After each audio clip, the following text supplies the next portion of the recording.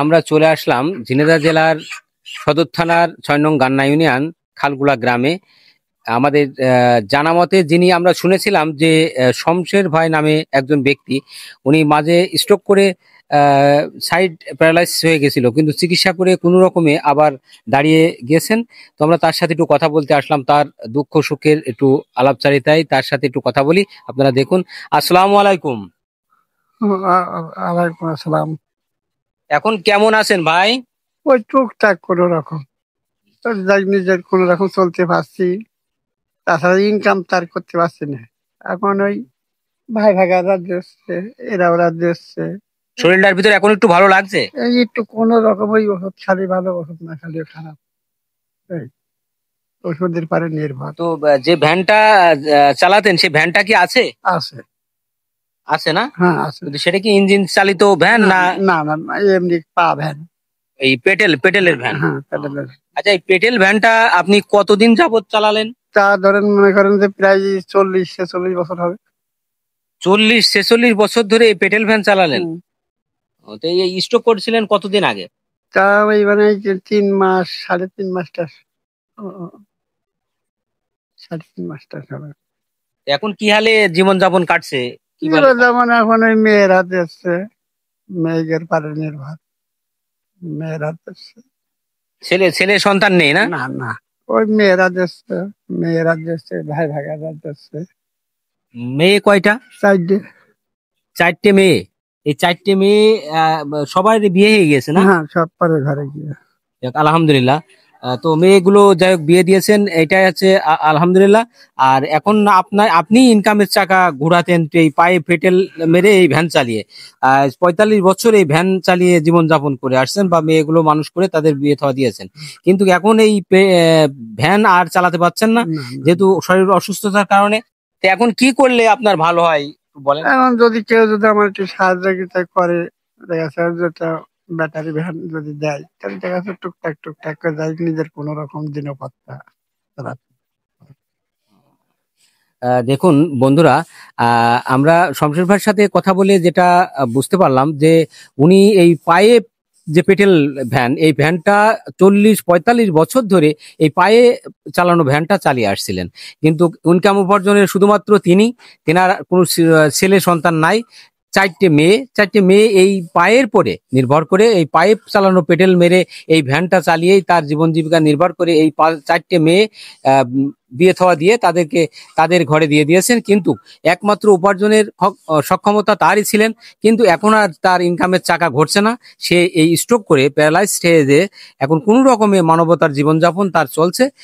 চিকিৎসা করেছেন, চিকিৎসা যাই হোক মেয়ে জামাইদের অনুদান বা ভাইদের অনুদান, প্রতিবেশীর অনুদান দিয়ে কোনো রকমে সুস্থতা কিছুটা হলেও আজকে সেই পায়ে পেটেল মেরে যে ভ্যান চালিয়ে জীবন জীবিকা নির্ভর করবে এমন শক্তি তার ভিতরে নাই।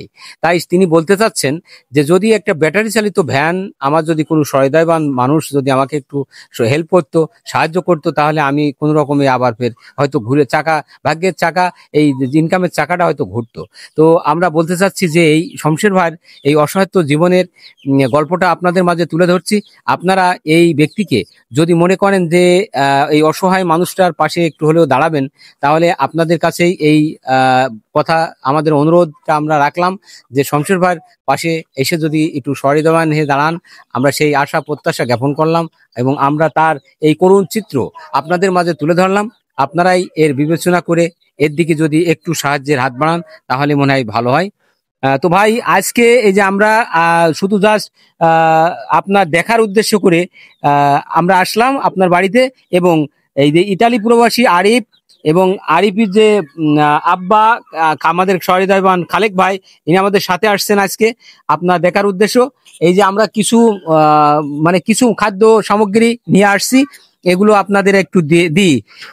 এই যে এখানে একটু দেখাই যে দিয়েছে এখানে, এই যে এই আছে, একটা মুরগি দিয়েছে, একটা আলুর প্যাকেট দিয়েছে, 4 কেজি না 5 কেজি আলু। এই যে দিয়েছে তেল আছে, তেলটা, এটা সাবান আর হচ্ছে যে ডাল, এই ডাল আছে, আর এখানে আছে চাল। এইগুলো দিয়ে আপাতত মতে আপনার জন্য একটু হলেও সাহায্য করেছেন এই ইতালি প্রবাসী আরিফ। এই আরিফুল ইসলাম আরিফ আমাদের খালেক ভাইয়ের ছেলে। আর আপনার এই ভিডিওটা আমরা করার উদ্দেশ্যই হচ্ছে যে আপনার জন্য যদি কোনো সহৃদয়বান একটু সাহায্যের হাত বাড়ায়, সেই জন্যেই আপনার এই কন্টেন্টটা বা এই ভিডিওটা করা। আমরা আশাবাদী যে যদি ইতিপূর্বে আবার ফের যদি কখনো কোনো সময় আপনার এই বাড়িতে ভিডিও নিয়ে আসি, ভিডিও করতে আসি, সেই দিন যেন আপনার কিছু না কিছু করতে পারি, সেই আশা আমরা আপনার প্রতি বা আশ্বস্ত করে গেলাম। ইনশাল্লাহ আল্লাহ পাক যেন কোনো মানুষের, সহৃদয়বান মানুষের যেন দৃষ্টি আকর্ষণ করছি, সে যেন আপনার পাশে দাঁড়ায়, সেই অনুরোধ আমরা এই ভিডিওর মাধ্যমে তুলে ধরলাম। তো শমশের ভাই, আর কিছু কি বলার আছে? কিছু না, আমার আর কিছু বলার নেই। ওই শুধু ওই অতটুকুই সাহায্য পালে আমি যথেষ্ট। একটা ব্যাটারি চালিত একটা ভ্যান পালে মানে হ্যাঁ, খুব ভালো হয় না? হ্যাঁ, টুকটাক টুকটাক করে টুকটাক করে চলা দিনপথটা যায়। চলতে পারবো আমি। তো টুকটাক। প্রিয় বন্ধুরা, এই পর্যন্তই। আমরা যে কথাটা আপনাদের উপরে অনুরোধ করে বলছি যে এই মানবতার এই ভিডিওটি যদি ভালো লাগে আর এই অসহায় একটা পরিবারের দিকে আমরা দৃষ্টি আকর্ষণ করছি আপনাদের, আপনারা একটু সহৃদয়বান হয়ে এই ব্যক্তি যদি একটু হলেও পাশে সাহায্যের হাত বাড়ান, তাহলে এই ব্যক্তিটা আবার হয়তো ঘুরে দাঁড়াতে পারে, সেই আশা প্রত্যাশা জ্ঞাপন করে। আর আমরা কিছু কথা আমরা ইতালি প্রবাসী আরিফুল ইসলাম আরিফের আব্বা খালেক ভাইয়ের কাছে একটু কথা বলার জন্য বলছি। খালেক ভাই কিছু বলেন। আসসালামু আলাইকুম।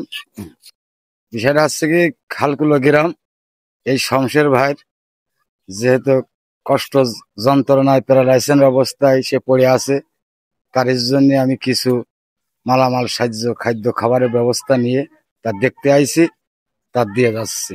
এর জন্য আমার ছেলে বাইরে প্রবাসে থাকে ইতালি, তার জন্য দোয়া করবে শমশের ভাই। সবাই মিলে যেন আমার ছেলেটা যেন ভালো থাকতে পারে, আমি যেন তাদের যেন ভালো যেন দেখা সাক্ষাৎ করতে পারি, দিতে পারি, এতটুকু।